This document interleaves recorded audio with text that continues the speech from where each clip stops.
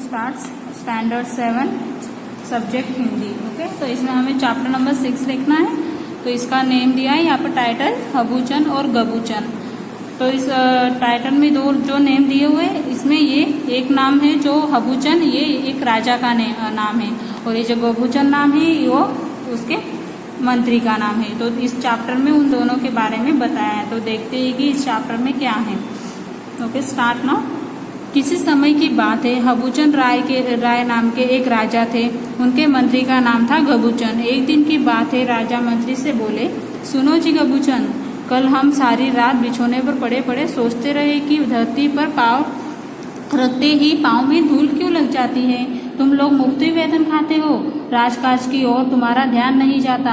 हमारे ही राज्य की धूल हमारे ही पैरों पर लगा करे, यह कैसा अंधेर है।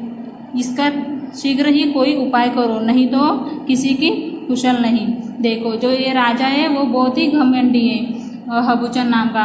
तो वो अपने मंत्री को शिकायत कर रहा है कि तुम मुफ्त में ही वेतन खाते हो, तुम महल की तरफ ध्यान नहीं देते हो, कितनी धूल हो गई है। धरती पर जैसे पाँव रखता हो तो सब पाँव धूल से भर जाते हैं। तो वो कंप्लेन कर रहा है। आगे देखते हैं। राजा के वचन सुनकर गबूचन घबराया। भय के कारण उसे पसीना आ गया।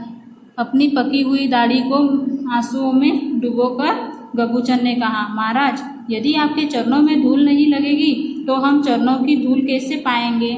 देखो, ये जो गबूचन है वो बहुत ही होशियार है, टैलेंटेड है। तो महाराज से घबराता है, बट फिर भी वो घबराए हुए स्वर में बोलता है कि महाराज, अगर आपके पाँव में धूल नहीं लगेगी चरणों में, तो हम आपके चरणों की धूल कैसे पाएंगे, यानी आपका आशीर्वाद कैसे लेंगे। यह सुनकर राजा हबूचन चिंता में डूब गए, परंतु अंत में बोले, तुम्हारी बात सही है, मगर पहले इस धूल को राज्य से विदा करो, फिर हमारे पैरों की धूल के विषय में सोचना। यदि इतना ही नहीं सोच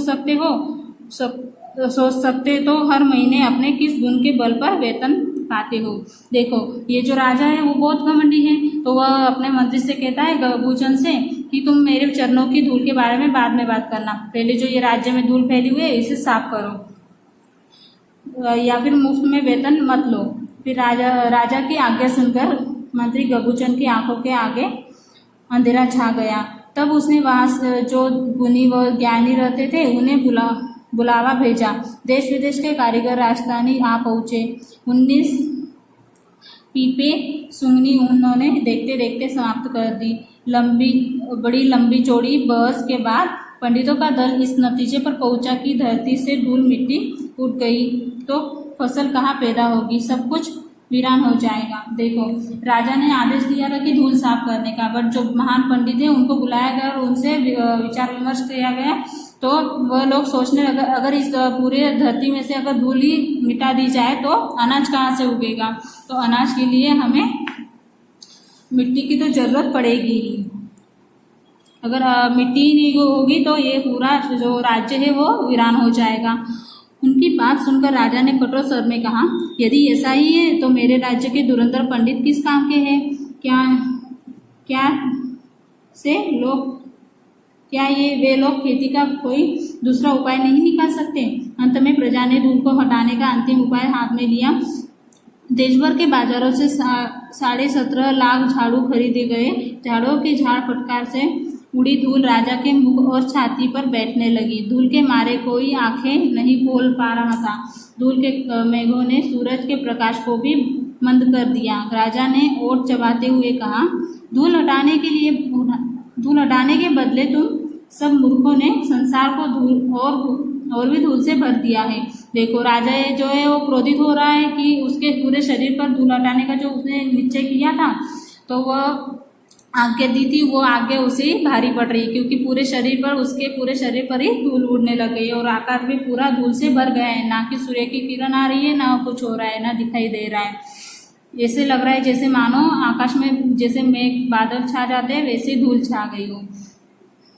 तब 21 लाख बिस्तियों की टोलियां कंधों पर मशक लटकाए पानी लाने के लिए दौड़ पड़ी।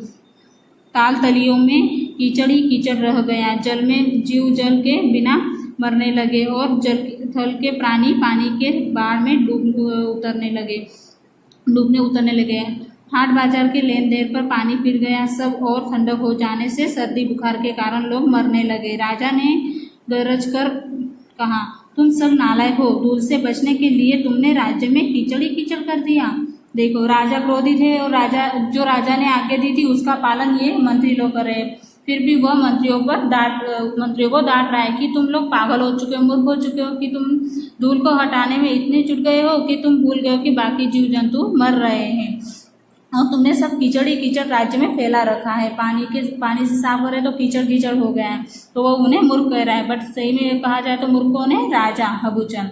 तब सलाह के लिए फिर दरबार में पुकार शुरू हुई, पंडितों की पंचायत बैठी। किसी ने कहा पृथ्वी को चटाइयों से पाट दो, दूसरे ने कहा महाराज को ऐसे कमरे में रखो जहाँ कोई भी खिड़की न हो, यदि वे धूल में पाँव ही न रखे तो धूल कैसे उनके चरणों को चूम सकेगी। देखो कोई कहता है कि महाराज को बंद कमरे में रखो, या फिर ऐसे कमरे में रखो जहाँ पर कोई खिड़की ही ना हो। कोई कहता है कि पृथ्वी को पूरे चटाइयों से ढाक दो।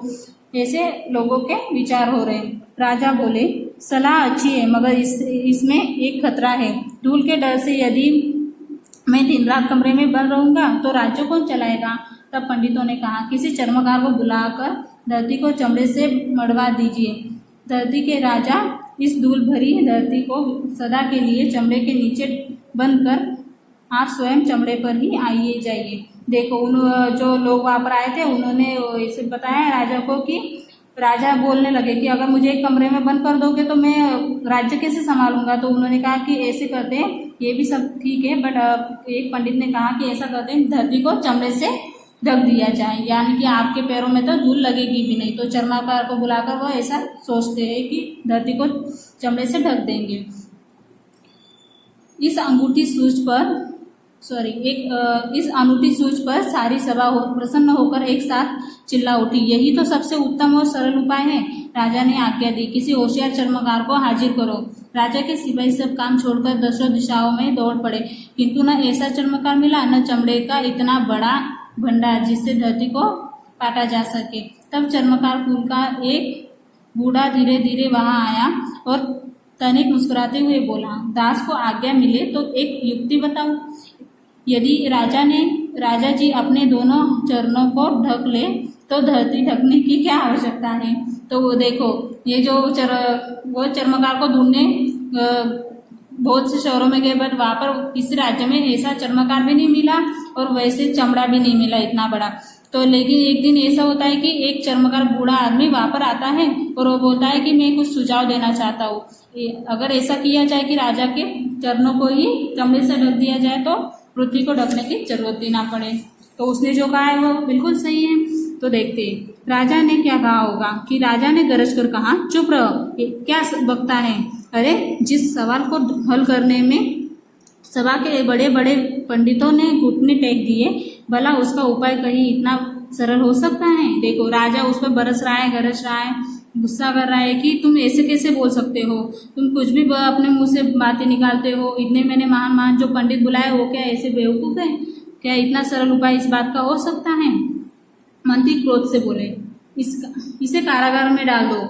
फिर मंत्री भी क्रोधित हो गए और क्रोध में आकर उन्होंने कहा कि इस बूढ़े चर्मकार को कारागार में डाल दिया जाए। बूढ़ा चर्मकार यह सब अनसुनी करके राजा के चरणों के निकट पड़ी विनम्रता से बैठ गया।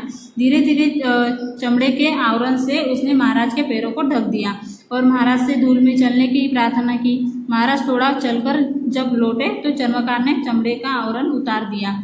सबने आश्चर्य से देखा, चरणों पर धूल का एक कण भी नहीं था।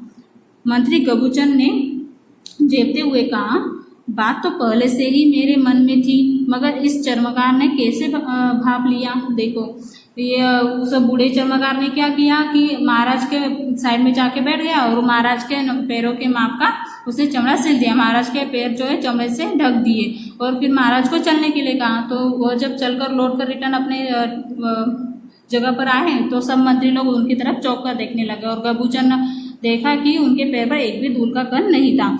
तो वह गबूचन फिर अपनी बड़ाई के लिए महाराज से कहता है कि मैं तो ऐसे ही सोच रहा था, बट ये चर्मकार ने कैसे ऐसे कर लिया। गबूचन की जान बची और राजा के क्रोध से धरती की रक्षा हुई। कहते हैं उसी दिन से जूता पहनने का चलन चल निकला। देखो जूता पहनने की प्रथा कब से स्टार्ट हुई, तो इसी दिन से स्टार्ट हुई, ऐसा लोगों का कहना है। Okay, thank you.